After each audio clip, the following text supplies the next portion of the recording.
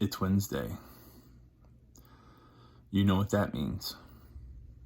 My wife put the boys to bed. Yeah, it's Prezi. Perfect. Yeah. I know we taking a dub, cause I've been dying to win. We champions. Eyes on the prize, cause I know that it is mine to win.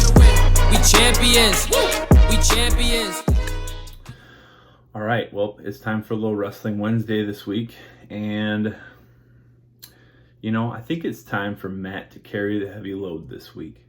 And so, Matt, first thing we're going to talk about, tell me why I need to watch AEW. Because right now I don't. I never could watch WCW. I was a Raw guy on Monday Night Raw, Monday Night Wars. Sell me on it, because I need something to do on Wednesday nights after the show. All right, so why should I watch AEW? All right, so Brad wants to talk about AEW.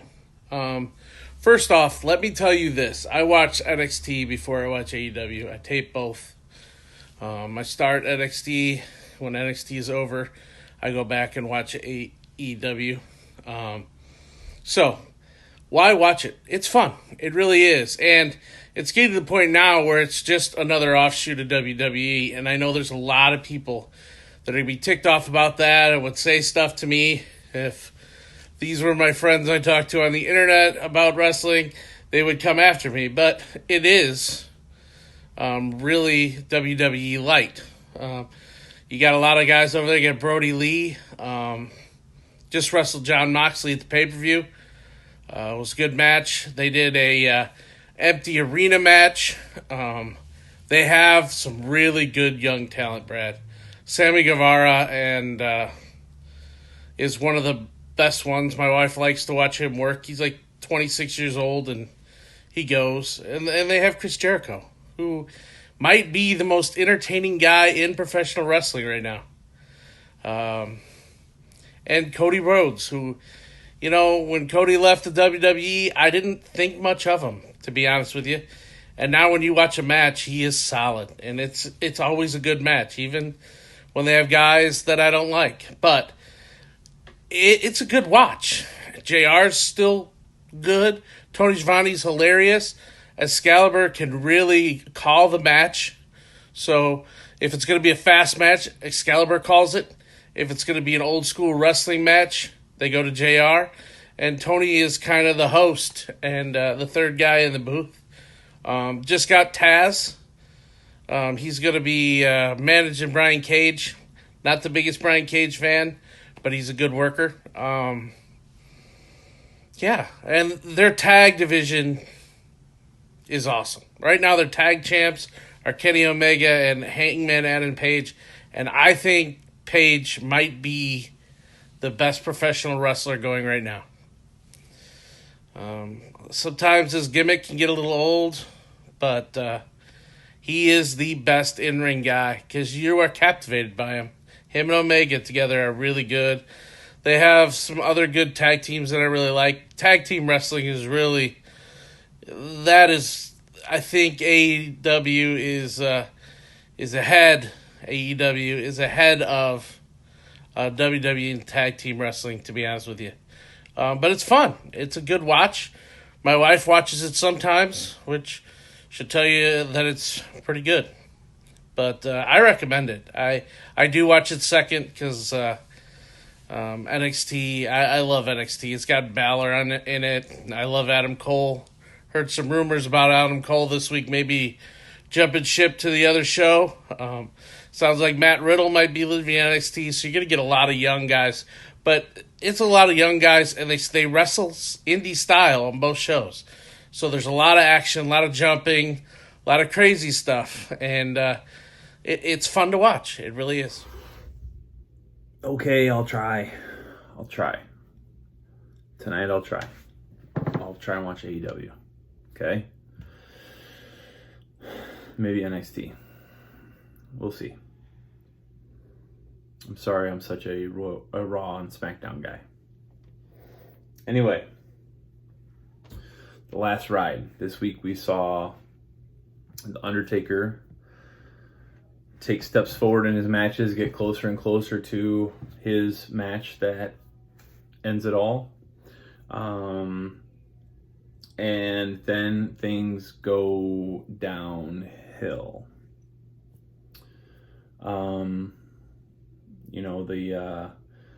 The DX, the Triple H match, that was rough. The DX versus Brothers of Destruction, that was rough. I'm really looking forward to seeing how, obviously we know some of the things of how it moves forward. But, I'm sitting here watching this trying to figure out what it is that's going to be that match. Some things that I picked up. I really liked what he said about the John Elway ending that Shawn Michaels had. I am an advocate for The Undertaker winning the title and then losing it in a career-ending match. I want to see a 2-part last ride on that. Okay? Matt, what are your thoughts on the last ride? The last ride. I really love this episode because anybody that knows me, I'm a huge Shawn Michaels mark. And a lot of this was Shawn Michaels. I agree with you when they go back and they're looking at the bad things that have happened in that match. Kane was a part-timer, he's a part-timer, Triple H is a part-timer, and Shawn hadn't wrestled in 7 years, and they think they're going to go out and have a good wrestling match. They weren't going to. Tough one. And then the next episode, they're going to talk about that Goldberg match. And I think it might have been good if Goldberg hadn't knocked himself out in the first few minutes. But Undertaker. I think that if your strategy, what you talk about, if they were actually going to do it, then why didn't he wrestle Goldberg at WrestleMania when everything got messed up? That would have been a good time to give him the title. Here's what I think. I think The Undertaker at this point in his career needs somebody that can go. And that's why he was going to go against AJ, because they were going to go at it. And AJ can make up for the things that he can't really do anymore. And The Undertaker can get in great shape, as we've seen in this documentary, that he can still get in great shape and get ready to go, like he was against John Cena. But now, he was mad that it was short. I think the WWE was a little hesitant because of his last match before that. It wasn't good. So they wanted to make sure he looked phenomenal. And he did. And so all that went right. What do you do with The Undertaker now? I can't wait to see the behind the scenes of the last ride in the last episode when they're talking about the Boneyard match. Think it's awesome. The way I would end it. SummerSlam or Royal Rumble, I would have another Boneyard match. This time, I would have The Undertaker versus Sting. Sting could give you a match in the cinema type feel that they're doing now. He could give you everything AJ did, and probably more, and you could do more theatrics, and I think everybody would love it, even if you're allowed to have fans. If you tell the WWE Universe that you're going to get Undertaker Sting in a Boneyard match, you sell some pay-per-views. I would do that. Then that night I would announce The Undertaker is going into the Hall of Fame. And then I would have him wrestle a real match, his last one, against Styles, and I would do it in a Hell in a Cell. Because the Hell in a Cell can hide a lot of The Undertaker's issues. It doesn't have to be great, it's just got to be good. Goes into the Hall of Fame, retires, and that's how I would end it. But now that you have this new way of doing matches, because even AEW did it in a, like I talked about earlier, in a football stadium match, which was awesome, by the way. Matt Hardy was awesome. It was hilarious. It was great. I like the produced match. I understand it's not real. I know that matches are supposed to give the illusion that it's real, but sometimes wrestling's supposed to be fun. But I think that the guy that can give The Undertaker the best match at this point is AJ. So you end it that way. And I think that would be a good ending. You'd sell some pay-per-views. You definitely would sell the Royal Rumble, because you're going to sell the Royal Rumble no matter what. Especially coming off the pandemic that we're coming off of now. You're going to sell out. But if you give Sting, Undertaker, Boneyard match, Royal Rumble, holy cow. Something like a Boneyard match. It doesn't have to be the Boneyard match. And even if you decided you were going to do Sting there and then Sting and Taker at WrestleMania in the same type of match, it has to be that type of match if you're going to do Sting and Taker, because you're talking 50 and 60-year-old men. But they can do it as long as it's the cinema type production of a Boneyard match. I'm really enjoying the last ride.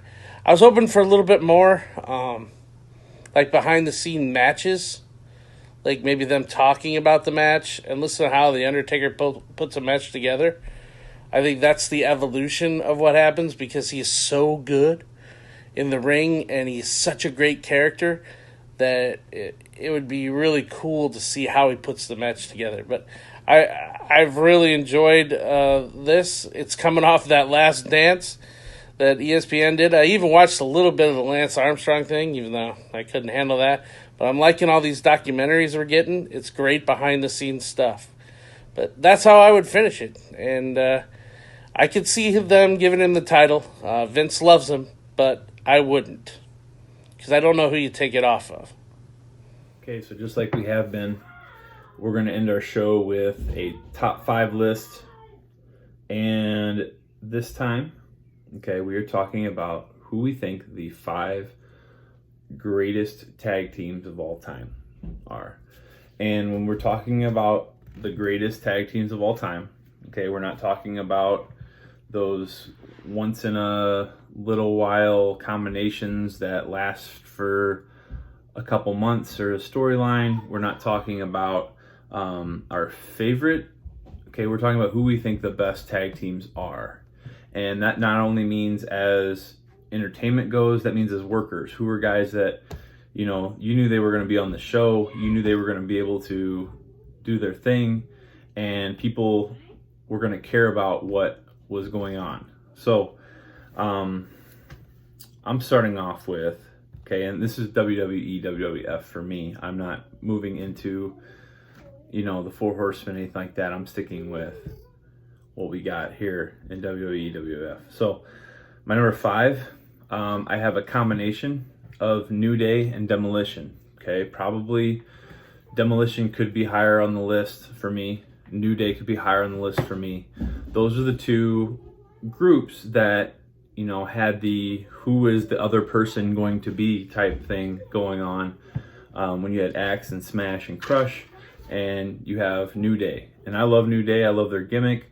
I love that their gimmick wasn't great starting off with. People were annoyed by it, and it kind of grew on people. I love how that played out. All right. Number 4, oh, you didn't know? Okay. The New Age Outlaws. All right. I love the New Age Outlaws. Big time fan of Road Dogg, myself, the DOGG. They were a great group. Number 3, Legion of Doom. All right. I love Legion of Doom. I love how they just come in and dominate. This is where I would maybe flip Legion of Doom and Demolition if I wasn't going for that theme of a 3-man tag team for number 5. Number 2, Edge and Christian. Love Edge and Christian. It's really hard for me not to put the Hardy Boys in here. I can't believe I left the Hardy Boys out. I need to rethink the whole list. Number 1, I have Hart Foundation. I love the Hart Foundation. They set the tone for a lot of people. I've got to meet both of the Hart Foundation. I got to meet Jim the Anvil Neidhart before he passed. I got to meet Bret Hart. So I've always been a big Hart Foundation fan. But shoot, I left the Hardys out. I am a huge Delete broken Matt Hardy fan, and now I gotta rethink my whole list. They're in there. Matt, what do you got? Okay. So Brad gives you a list and keeps adding. He gives you like 8. So this is hard. I watched a lot more wrestling than Brad did. I've opened up to many different things. I watched the NWA. I watched WCW. I watched Jim Crockett Promotions. I watched a lot of those. So I have a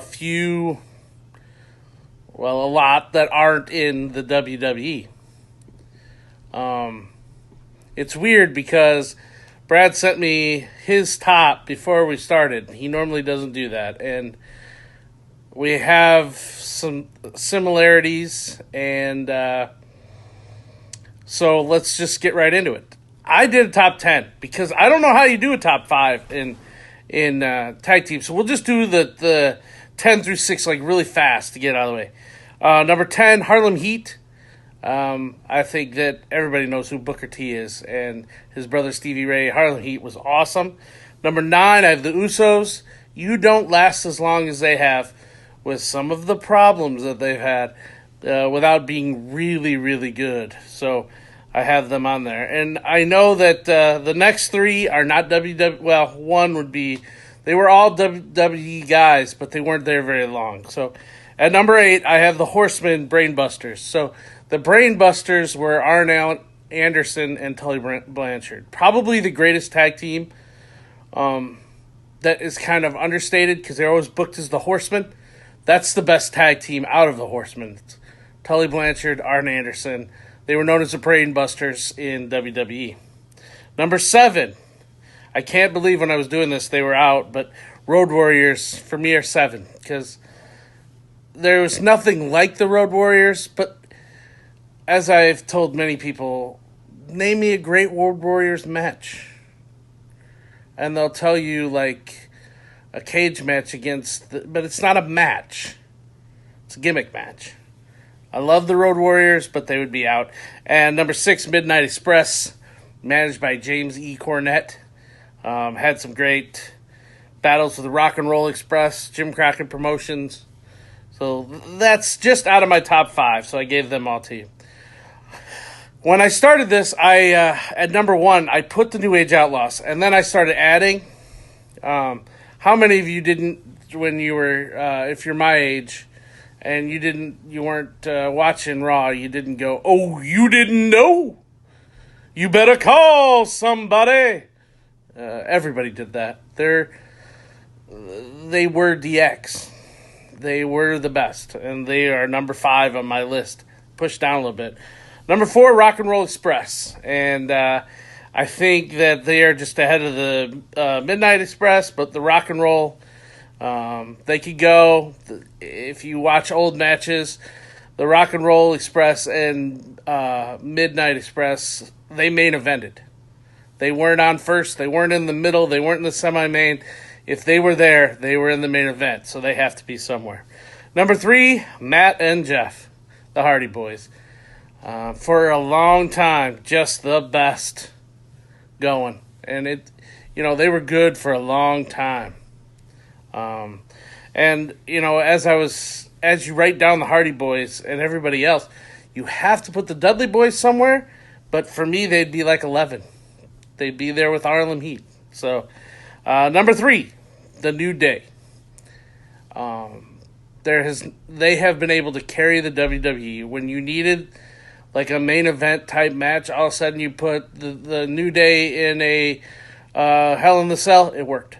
You need a main event guy because people are hurt, you take Kofi out of there, you give him the title, it works. You pick any of the 3, you can make them the tag champs. They use Freebird rules, and since their technique and your Buddy Demolition's technique that you talked about earlier, that's called Freebird rules. So somewhere on this list should have been the Freebirds, but I would have them just off. Number 2, Edge and Christian. everybody talks about the TLC match. They'll talk about the Hardy Boys. They'll talk about the Dudley Boys. But who won almost every single time? Edge and Christian. Two of the greatest stars. And it's a shame that Christian isn't in the Hall of Fame. He should be. He will be. Great wrestler. Number one, it's crazy, isn't it? The Hart Foundation. Part of the reason I've had this my whole life, Jim the Anvil Neidhart. I thought he was the coolest. He looks like a football player. He beats you down. And then you have the excellence of execution to go with him. Just the best tag team. All my younger WrestleMania days, I always look forward to the Hart Foundation match. So I gave you like 12. So, there's no law that said I had to just do 5. But my top 5, Outlaws, Rock and Roll, Hardy Boys, New Day, Edge and Christian, and the Hart Foundation. All right, guys, that's Wrestling Wednesday, and I am readily admitting that Matt is older than me and has watched a lot more wrestling than me, and that's okay. So after this, I'm going to drop the story Carlisle as coach, because that's been holding for a while. The next one to come out will be I blocked Roman Reigns, and we'll go from there. I thank you guys for joining us. Have a great Wednesday night. Go watch AEW. It might be over by the time this is uploaded. We appreciate you guys. Take care. Peace. Yeah, it's Prezi. Perfect. Yeah. I know we taking a dub, cause I've been dying to win. We champions. Eyes on the prize, cause I know that it is mine to win. We champions. I know we taking a dub, cause I've been dying to win. We champions. Eyes on the prize, cause I know that it is mine to win. We champions.